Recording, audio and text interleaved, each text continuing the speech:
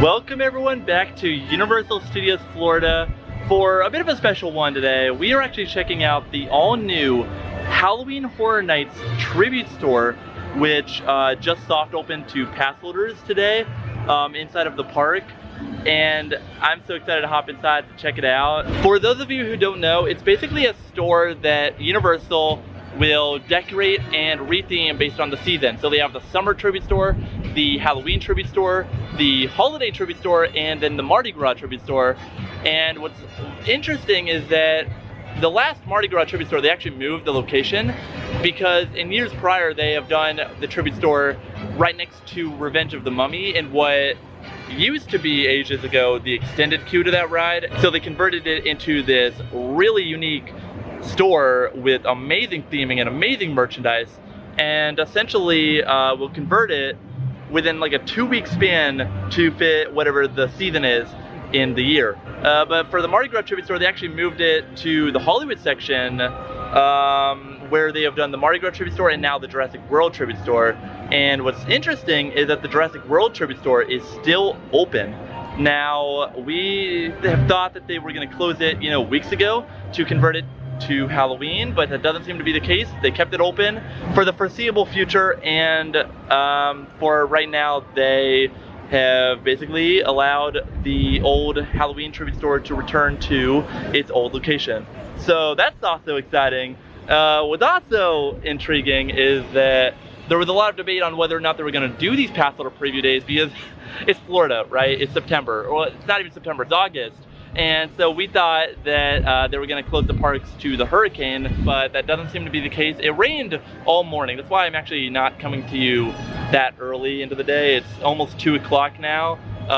Normally I do these things bright and early so that I can get home and edit the video for you guys. But today I wanted to kind of wait out the weather a little bit so that I could still, make the best possible video that I can for you guys. But with that being said, guys, let's just head on into Universal Studios Florida and get things rolling. Here is the tribute store. For reference, right down there is the entrance to Revenge of the Mummy. So you basically enter the park and head straight back to where you will head inside. And please be advised that it is only open to pass holders. It should be open to everyone by the time the event starts on Friday, which is only in 2 days. So let's head right on inside.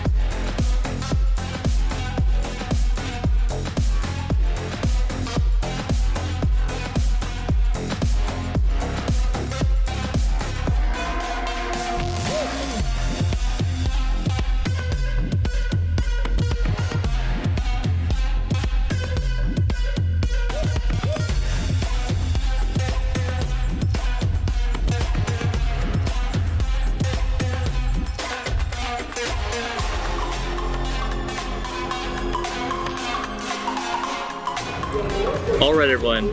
So there you go, the 2023 Halloween Horror Nights tribute store here at Universal Studios. That is really cool. I loved all the rooms. They have about 4 rooms, which is typical with these tribute stores, other than I think the new location where the Jurassic Park tribute store is. They only have 3, but in the old location where they brought back the Halloween store, there are 4 rooms, and I really miss this old location. I think it is so much better than the one on Hollywood Boulevard because there's a lot more space. It doesn't feel as congested, and it was definitely a smart move in my mind to bring it back to the old location. So kudos to you, Universal. The different rooms, the first room, I guess it's kind of themed to like a graveyard. I mean, it felt very similar to last year's Halloween tribute store. I still think last year's was pretty great. A lot of people have their own opinions on it, but I thought it was, in my opinion, the best of the Halloween tribute stores, just because I love the whole dark ride aesthetic. But the first room of this tribute store is kind of like a graveyard. Very typical and run-of-the-mill with these tribute stores. The second room, however, is where things get interesting. It's themed around the investigations around Boris Schuster, which is a fictional character at the event. They had a house for him a few years ago, Case Files Unearthed, which is one of my favorite houses that they've ever done. I love that house. I wish I could have done it more than once, but I mean, that house, phenomenal, and just the character, and I imagine he's gonna play some role in this year's event, just since they did give him his own room. Then the third room, I couldn't really tell what it was trying to be. At first walking in, I thought it was themed after Mel's Dying. I guess it might also fit into the Vamp 69 scare zone, which is the scare zone that will be in the New York section of the park, right when you walk into the tribute store. And then the last room, again, kind of that graveyard aesthetic as the first room. It felt like a continuation on from the first room. However, there was definitely some Jack the Ripper settings and like theming there that definitely gave off kind of a Dead Man's Pier vibe. I was walking through with my friend, and the first thing I said walking in was, oh my gosh, they actually made a room off of Dead Man's Pier, the house from last year. Now, for those of you who don't know, Dead Man's Pier, all-time favorite house, at least since I started going to Horror Nights 2 years ago. Dead Man's Pier, I honestly thought walking in that it was a room themed all around that one house, but as you kind of walk through it, you realize that I think it's just Jack the Ripper. Again, maybe he'll play a part in Horror Nights this year. If not, still pretty cool that they gave him like his own room and space.